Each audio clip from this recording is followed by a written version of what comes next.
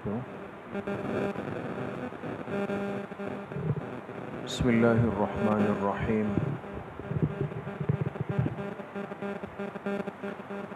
مسائل کی مجلس میں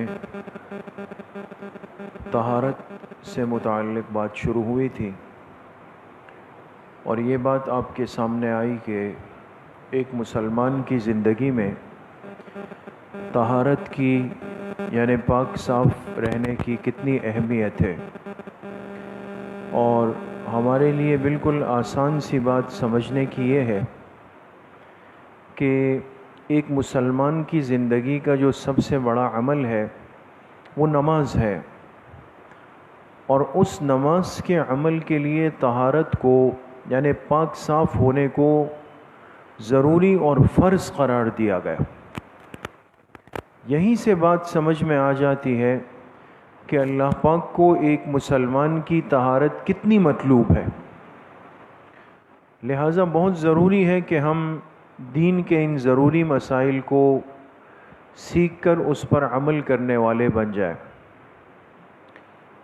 وضو سے متعلق بات شروع ہو رہی ہے، چونکہ وضو ایسا عمل ہے جس کی دن میں کم از کم کتنی مرتبہ ضرورت پڑے گی؟ 5 مرتبہ یعنی عموماً پڑے گی۔ اب بعض لوگوں کا وضو ماشاءاللہ مضبوط بھی ہوتا ہے، مضبوط وضو ہوتا ہے، پائیدار ہوتا ہے، وہ عصر کا وضو کر کے عشاء بھی پڑھ لیتے ہیں، بعض ظہر کر وضو کر کے عشاء پڑھ لیتے ہیں، لیکن شہری ماحول میں تھوڑا سا مشکل ہے۔ اور علماء نے یہ بھی لکھا ہے کہ آج کے زمانے میں جس میں میں اور آپ جی رہے ہیں دوست، اس میں احتیاط ہی کرنی چاہیے، اور ہر نماز کے لیے افضل یہی ہے کہ ایک مسلمان تازہ وضو بنائے۔ نسیان بہت زیادہ ہے، بھولنے کا مرض، تو اب ممکن ہے کہ کہیں وضو ٹوٹا ہو، دانت کا خلال کیا ہو، خون نکلا ہو، ریح خارج ہو گئی ہو اور مجھے یاد نہیں ہو، بہت ساری باتیں۔ تو اس لیے افضل تو یہی ہے کہ انسان ہر نماز کے لیے وضو کو تازہ کرے، اور اس کی وجہ سے نماز کی فضیلت میں، نماز کے اجر میں بھی اضافہ ہو جاتا ہے۔ تو کم از کم 5 مرتبہ تو ایک عاقل بالغ مسلمان مرد عورت کا وضو سے واسطہ پڑتا ہے۔ تو وضو کو صحیح طریقے سے سیکھنا کہ آج ہمیں یہ پتہ ہو کہ بھئی وضو میں کتنی چیزیں فرض ہے اور وضو میں کتنی چیزیں سنت ہے، اور وضو کا مکمل مسنون طریقہ کیا ہے۔ اگر میں یہ چاہوں کہ میں مکمل اسی طریقے سے وضو کر لوں جس پر اللہ کے پاک پیغمبر جناب رسول اللہ صلی اللہ علیہ وسلم نے فرمایا، آپ کے صحابہ نے فرمایا، تو وہ مسنون وضو کا طریقہ کیا ہوگا؟ ایک مسلمان کو آج یہ بھی سیکھنا چاہیے۔ جس طرح ہم بہت ساری چیزوں کو سیکھتے ہیں، اس کی فکر کرتے ہیں، اس کے لیے بھاگ دوڑ کرتے ہیں، تو کتنے مسلمان ہیں جو اپنے وضو کو، طہارت کو درست کرنے کی اور اس کو سنت طریقے پر ادا کرنے کی کوشش کرتے ہیں۔ تو وضو میں فرائض کتنے ہیں اور وضو میں سنتیں کتنی ہیں، وضو کے مستحبات کتنے ہیں، وضو میں مکروہات کیا ہے، وہ کون کون سی چیزیں ہیں جس سے ایک مسلمان کے وضو میں کراہیت آئے گی، ناپسندیدگی پیدا ہو جائے گی، تو یہ جاننا ضروری ہے۔ باقی آپ یقیناً آپ حضرات جانتے ہوں گے، اور ایک مسلمان کو یہ جاننا چاہیے کہ اللہ پاک نے شریعت کے درجے رکھیں۔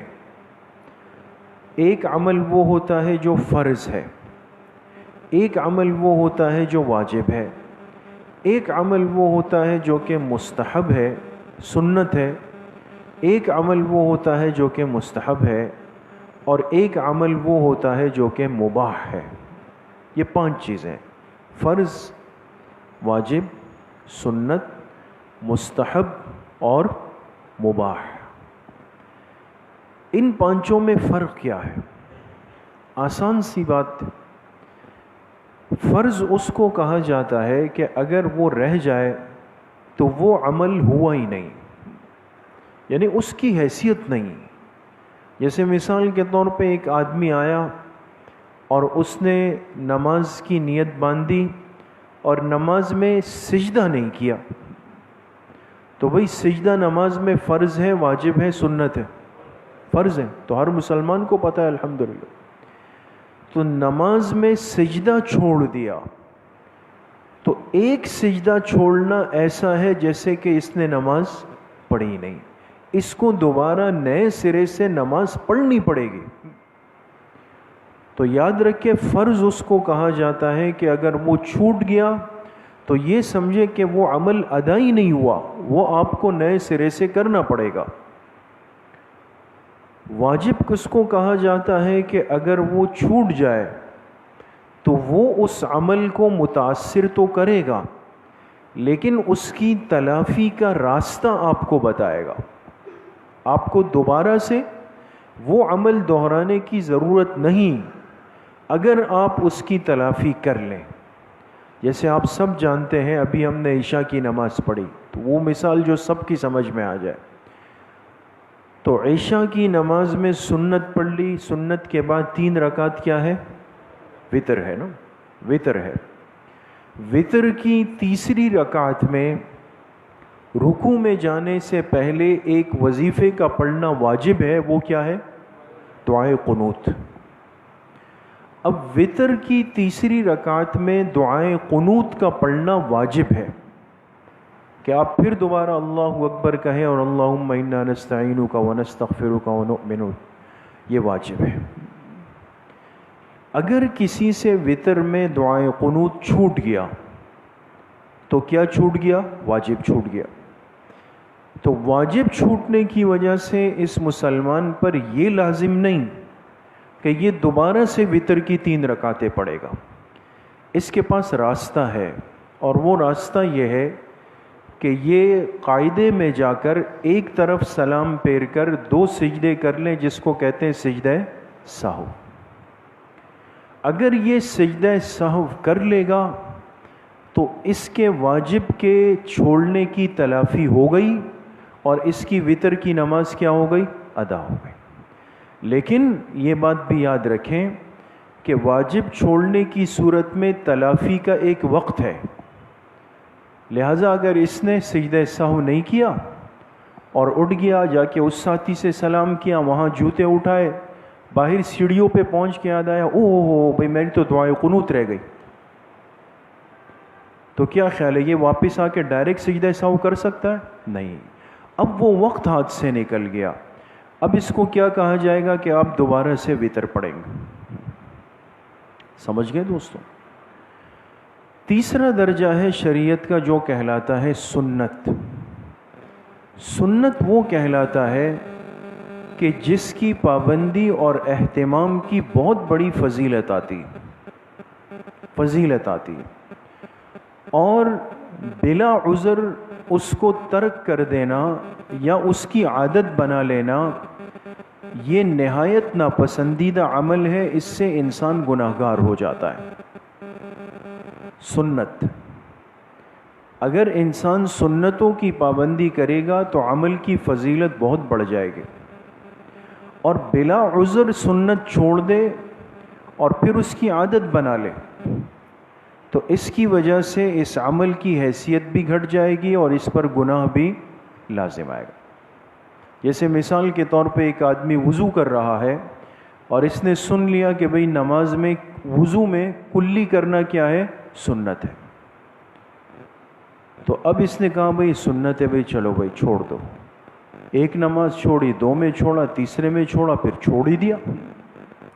کلی سنت ہے، اور سنت کو چھوڑنے سے عمل ضائع تو نہیں ہوگا، عمل تو ادا ہو گیا، لیکن اس عمل کا وزن اس کی فضیلت سے یہ محروم ہو جائے گا، اور اگر اس کی عادت بنا لے گا تو گناہگار بھی ہوگا۔ اس لیے آج کا ایک اہم فتنہ یہ بھی ہے دوستو، یاد رکھیں، ایسے طبقات وجود میں آئے ہیں جو خاموش اور خوبصورت انداز میں سنتوں کی اہمیت دلوں سے نکالتے، کہتے چھوٹ گیا تو چھوٹ گیا، کوئی ضروری تو نہیں ہے، کیوں اس کی اتنی زیادہ تاکید ہے، کیوں اس کی اتنی زیادہ پابندی ہے؟ تاکہ اندر سے سنتوں کی عظمت نکل جائے، ختم ہو جائے وہ۔ چوتھی چیز ہوتی ہے جو کہلاتی ہے مستحب، یہ سنت سے کم درجے کی چیز ہے۔ مستحب عمل وہ ہوتا ہے کہ جس کو اگر آپ کریں تو آپ کو اجر ملے گا، اگر آپ نے چھوڑ دیا تو آپ کو کوئی گناہ نہیں ملے گا، لیکن وہ اجر آپ کے حصے میں نہیں آیا۔ اور پانچویں چیز ہے مباح۔ مباح اس کو کہا جاتا ہے جو کہ جائز ہے، جائز ہے یعنی آپ کر لیں تو جائز ہے، نہیں کریں تو بھی کوئی مسئلہ نہیں۔ مثال کے طور پہ یہ کرسیاں رکھی ہوئی، ایک تو بزرگ حضرات ہے، لیکن یہ کہ ایک صحت مند تندرست نوجوان ہے، اس نے کہا چلو میں کرسی پہ بیٹھ کے درس سن لیتا ہوں، تو کرسی پر بیٹھ کے درس سننا کیا ہے؟ مباح ہے، مباح ہے۔ لہٰذا اگر یہ کرسی پہ بیٹھ کے سن لے تو بھی درست ہے، کرسی چھوڑ کے نیچے آ جائے تو بھی درست ہے۔ تو یہ شریعت کے کتنے درجے ہو گئے؟ 5 درجے ہو گئے۔ ہر مسلمان کو ان 5 درجوں سے واقف ہونا آج ضروری ہے۔ وضو کے اندر کل فرائض کتنے؟ ہر مسلمان کے لیے اس بات کو جاننا بہت ضروری ہے، اس لیے کہ آپ نے ابھی سنا کہ اگر ایک فرض چھوٹ گیا تو وہ عمل ہوا ہی نہیں۔ تو وضو کے عمل میں کل فرائض کتنے ہیں؟ 4۔ اور یہ 4 فرائض خود اللہ پاک نے قرآن کریم میں سورۃ المائدہ میں ذکر فرمائے، یہ قرآن میں ہے، یا ایھا الذین آمنوا اذا قمتم الی الصلاۃ فاغسلوا وجوہکم وایدیکم الی المرافق وامسحوا برؤوسکم وارجلکم الی الکعبین۔ چاروں کو ایک ساتھ اللہ پاک نے ترتیب سے بیان کیا۔ تو یہ 4 وضو کے فرائض ہیں، اور ان 4 میں سے اگر کوئی ادا نہ ہوا یا ناقص ہو گیا تو اس مسلمان کا وضو ہی نہیں ہوا۔ جب وضو نہیں ہوا طہارت نہیں ملی، طہارت نہیں ملی تو نماز بھی ادا نہیں ہو گئی۔ تو اس لیے وضو کے 4 فرائض کیا کیا ہیں؟ فرماتے ہیں وضو میں 4 چیزیں فرض ہے۔ ایک مرتبہ پورے چہرے کو دھو لینا، یہ فرائض بیان ہو رہے ہیں دوستو، وضو کا سنت طریقہ ابھی بیان نہیں ہو رہا، وہ آئندہ مجلس میں آئے گا۔ پہلا فرض کیا ہے؟ ایک مرتبہ پورے چہرے کو ایک مرتبہ دھو لینا کیا ہے؟ فرض ہے۔ ایک مرتبہ دھونا فرض ہے، اور 3 مرتبہ کیا ہے؟ سنت ہے۔ ایک مرتبہ دھونا فرض ہے پورا چہرہ، عربی میں چہرے کو وجہن کہتے ہیں، وجہ، وجہ وہ حصہ جو سامنے والے کو نظر آئے۔ اب ملاقات میں جس قدر انسان دوسرے کے چہرے کو دیکھتا ہے، اسی لیے فقہاء نے آسانی کی اور فرمایا کہ چہرے سے مراد کیا ہے کہ پیشانی جہاں سے بال کی بنیاد شروع ہوتی ہے، پیشانی سے لے کر ٹھوڑی کے نیچے تک، ٹھوڑی ہے نا انسان کی جہاں داڑھی آتی ہے، یہ لمبائی کے اندر پیشانی سے لے کر ٹھوڑی کے نیچے تک، اور ایک کان کی لو سے دوسرے کان کی لو تک، یہ جو 2 کان ہے نا جہاں سے، یہ اس کے ساتھ کنپٹی گزر رہی ہے۔ یاد رکھیں یہ جو کنپٹی کا حصہ ہے نا، یہ داڑھی اور کان کے درمیان ایک خالی حصہ ہوتا ہے، یہ چہرے کے دھونے میں شامل ہے، اس کو دھونا فرض ہے۔ بعض دفعہ انسان جلدی میں ہوتا ہے اور اس قدر چہرہ دھو لیتا ہے کہ وہ کنپٹی والی لائن خشک رہ جاتی، وضو نہیں ہوگا۔ تو اس لیے اہتمام اور تسلی کے ساتھ اگر آپ نے صرف فرائض پورے کرنے، بعض دفعہ انسان سفر میں ہوتا ہے، ہمیں تو یہ بات اس لیے عجیب لگ رہی ہے کہ نل کھولا اور بیٹھ جائے نیچے، پانی آ رہا ہے جی استعمال کریں، کوئی ٹینشن نہیں ہے۔ لیکن وہاں دیکھیں جہاں پانی کی قلت ہے، جہاں ایک ایک لوٹے کی قیمت ہوتی ہے، ایک ایک بالٹی کی قیمت ہوتی ہے، اور خاص طور پہ دیکھیں سفر میں یاد رکھیں، کبھی انسان سفر میں جاتا ہے، ایسی جگہ گاڑی رک جائے گی کہ نماز کا وقت نکل رہا ہے، پانی ہے کم، جماعت ہے بڑی، تو بھائی فرائض پورے کریں اور جماعت کو ادا کریں۔ شریعت کو سمجھنا پڑتا ہے۔ بعض لوگ کیا کرتے ہیں، اب رش ہے، لائن لگی ہوئی ہے، پانی کم ہے، لوٹا ایک ہاتھ میں آیا اور اس سے تین دفعہ کلی کی، 3 دفعہ ناک میں پانی ڈالا، پانی ختم ہو گیا، پیچھے والے سے کہہ رہے ہیں بھائی مزید پانی دے دیں۔ ایسے موقعوں پہ صرف فرائض کو پورا کیا جائے تاکہ کام ہو جائے۔ تو وضو کا پہلا فرض کیا ہے؟ ایک مرتبہ پورے چہرے کو دھو لینا۔ دوسرا فرض فرماتے ہیں کہ ایک مرتبہ دونوں ہاتھوں کو کوہنیوں سمیت دھو لینا۔ کوہنی یہ ہڈی ہے، اور یہ ہڈی دھونے کے حکم میں شامل ہے۔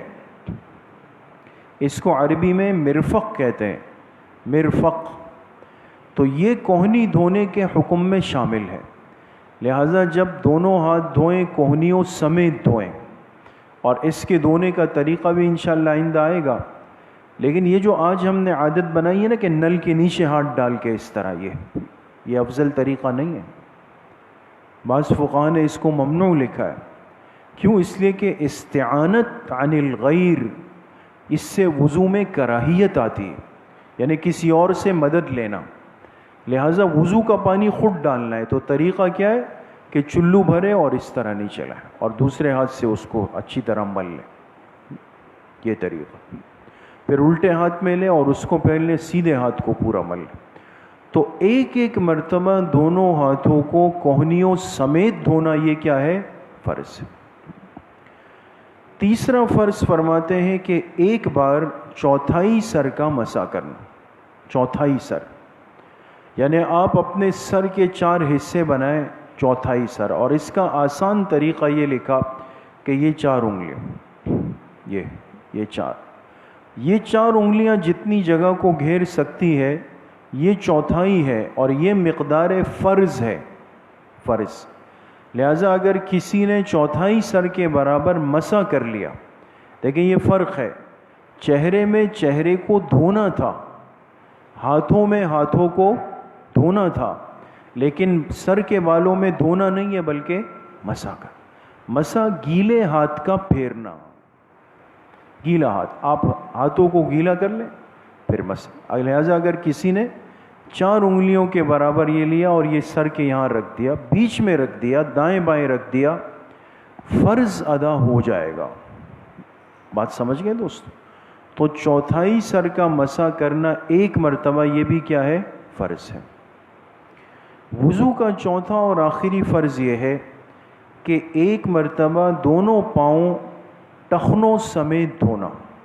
ٹخنے جانتے ہیں نا، دونوں پیروں کے کناروں پر جو ابری ہوئی ہڈی ہوتی، دائیں جانب بھی بائیں جانب بھی، یہ جو ابری ہوئی ہڈی دونوں جانب نکلی ہوئی ہے، اس سمیت، یعنی یہ بھی اس میں شامل ہو جائے، اتنا پانی ہم بہائے پیروں پر کہ یہ بھی دھل جائے، تو ایک ایک مرتبہ دونوں پیروں کو دھونا وضو میں کیا ہے؟ فرض ہے۔ ٹھیک ہو گئی بات دوست؟ تو وضو کے کتنے فرائض عرض ہو گئے؟ 4۔ پہلا فرض کیا تھا؟ ایک مرتبہ پورے چہرے کو دھونا، اور چہرے کی مقدار کیا ہے؟ پیشانی سے لے کر کے تھوڑی کے نیچے تک، ایک کان کی لو سے دوسرے کان کی لو تک۔ دوسرا فرض ہے کہ دونوں ہاتھوں کو کوہنیوں سمیت ایک مرتبہ دھونا۔ تیسرا فرض ہے کہ چوتھائی سر کی مقدار سر کے بالوں کا مسح کرنا، یعنی گیلا ہاتھ اس پہ پھیر دینا۔ چوتھا فرض کیا ہے کہ دونوں پاؤں ٹخنوں سمیت ایک مرتبہ دھو لینا۔ تو اگر کسی نے یہ 4 فرائض پورے کر لیے تو اس کا وضو ہو جائے گا، وضو ہو گیا۔ لہٰذا اگر اس سے یہ نماز پڑھنا چاہیں پڑھ سکتا ہے، قرآن کریم کو ہاتھ لگانا چاہے تو ہاتھ لگا سکتا ہے، اگر یہ عمرہ حج پہ گیا ہے اور طواف کرنا چاہے تو اس قدر وضو سے یہ خانہ کعبہ کا طواف بھی کر سکتا ہے، یعنی یہ اس کو اس عمل کے لیے تیار کر لے گا۔ بات سمجھ میں؟ لیکن جیسے بات عرض ہوئی کہ ایک مسلمان کو ہر عمل کا سنت طریقہ سیکھنا چاہیے، پورا سنت طریقہ۔ تو وضو کو ہم کامل سنت طریقے پر کر لیں. وضو کی سنتیں کتنی ہیں اور مسنون طریقہ اس کا کیا ہے، یہ انشاءاللہ ہم پھر آئندہ مجلس میں عرض کریں گے. اللہ کریم مجھے بھی آپ سب کو صحیح عمل کی توفیق نصیب فرمائے. الحمدللہ رب العالمین والصلاة والسلام علی سید الانبیاء والمرسلین. ایک بچی کے لیے دعا کا کہا ہے، اس کے ہاں ولادت کی مشکلات ہے. دعا فرمائے اللہ پاک اس بچی کے اس مشکل اور اہم مرحلے کو آسانی کے ساتھ حل فرمائے. نیک صالح اولاد اللہ پاک ان کو نصیب فرمائے. جتنے بیمار گھروں میں ہیں، اسپتالوں میں ہے، اللہ پاک سب کو صحت کاملہ عاجلہ مستمرہ نصیب فرمائے. وصلی اللہ وسلم علی نبینا محمد وآلہ واصحابہ اجمعین برحمتہ.